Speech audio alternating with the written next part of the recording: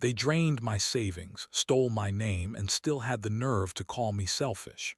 The day I walked away, my own mother told me I was dead to her because I stopped paying for her cable bill. Bear with me because this whole thing is wild. Hey viewers, just a quick thanks, over 15% of you are already subscribed. It means a lot. I used to believe love meant sacrifice. That being a good son meant carrying the weight. No matter how heavy, that family was everything. Turns out I was just a wallet with legs, a safety net, a punching bag with a smile. My name is Josh. I'm 34 now, and this is the first time I'm saying any of this out loud. The signs were always there, honestly. Little moments that should have told me something was off. When I was 12, I asked for a bike for my birthday. My dad looked me dead in the eye and said, "You don't need a bike. Your sister needs braces." She didn't get braces that year either, by the way, but he did upgrade his fishing boat. I convinced myself it was normal. That's what we do in families, right? We prioritize. So I prioritized. When my dad got laid off during my senior year of high school, I skipped college and picked up 2 jobs, warehouse in the morning, pizza at night. My parents didn't ask me to, but they expected it. My mom called it pulling your weight.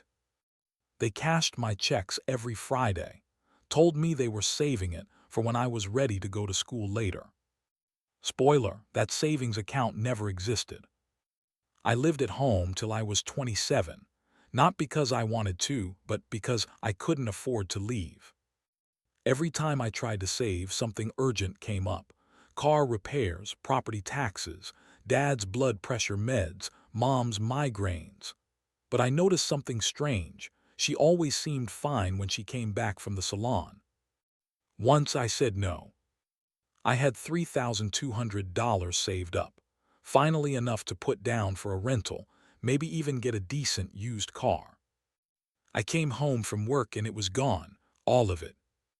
They told me they borrowed it to help my brother with a legal issue. That legal issue, a speeding ticket and a canceled gym membership he forgot to pay. My brother laughed it off, called me tight and said, "Dude, relax, it's family." That's when I started to feel it.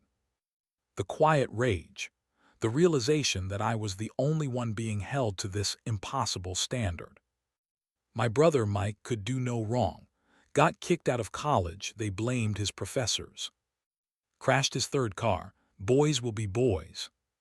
When he quit his job and moved back in, I was expected to give up my room and sleep in the basement. He walked around the house like a king. I was the servant. But when I finally got promoted at work and started earning well, that's when things turned sinister. Suddenly my parents were proud. Suddenly I was their miracle boy.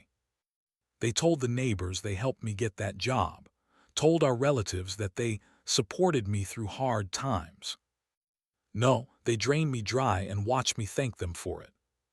But I bit my tongue, because that's what I'd always done. Then came the ask. I had just gotten approved for a home loan, my first real shot at independence. And my mom sits me down with this smile, the kind that makes your skin crawl. She says, "Sweetheart, your dad and I were thinking, wouldn't it be smarter to buy a house under your name, but for all of us?" They wanted me to buy a house, with my credit, my loan, my savings, and let them and my brother live in it while I paid the mortgage. I laughed. I thought she was joking. She was. When I said no, the shift was instant, like a mask dropped. "You ungrateful little sh*T, my dad snapped. "After everything we've done for you." Done for me. They stole my youth, my dreams, my money, my peace. I told them I was moving out, alone, no shared house, no cosining, no more. They didn't take it well. 2 weeks later, I found out someone had taken out a credit card in my name. Over $9,000 in charges, mostly electronics and some furniture. Guess who? My mother. When I confronted her, she didn't deny it. "I knew you overreact," she said, It's not like you were using your credit anyway, and we needed a new TV. You're doing well now. You can afford it. I was frozen, like my brain couldn't process what I was hearing. My own mother had committed fraud against me. When I said I'd press charges if they didn't pay it back, she cried. Weaponized those tears like she always had. My dad called me a traitor, said I was turning on my blood. Mike, he posted a picture of their new 75 flat screen with the caption, "Shout out to Big Bro." That was it, the moment it all snapped. I filed the police report.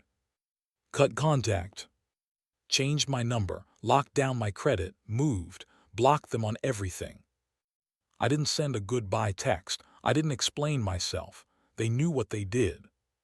But they didn't stop.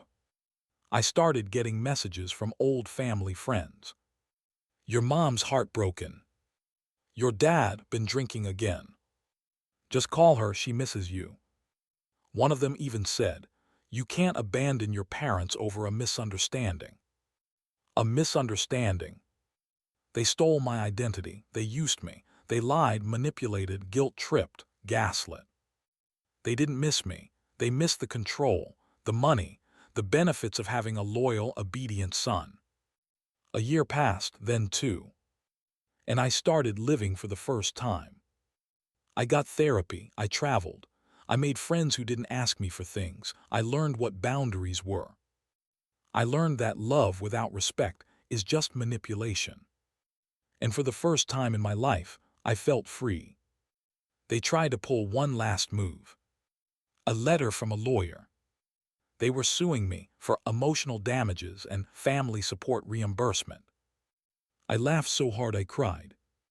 They had zero grounds. It got thrown out immediately. But it told me everything I needed to know. They weren't just toxic, they were delusional. They thought they owned me. And when they couldn't control me anymore, they tried to punish me. If you're still reading this, maybe you're where I was. Trapped, guilt-ridden, wondering if you're the problem. You're not. You can't heal in the same place that's breaking you. You don't owe anyone your life just because they share your blood. Parents are supposed to protect their kids, not exploit them. So no, I'm not talking to my family anymore. I'm not looking back. I'm not waiting for closure. I'm done. Because I'm not their son anymore. I'm my own man. And for the first time ever, that's enough.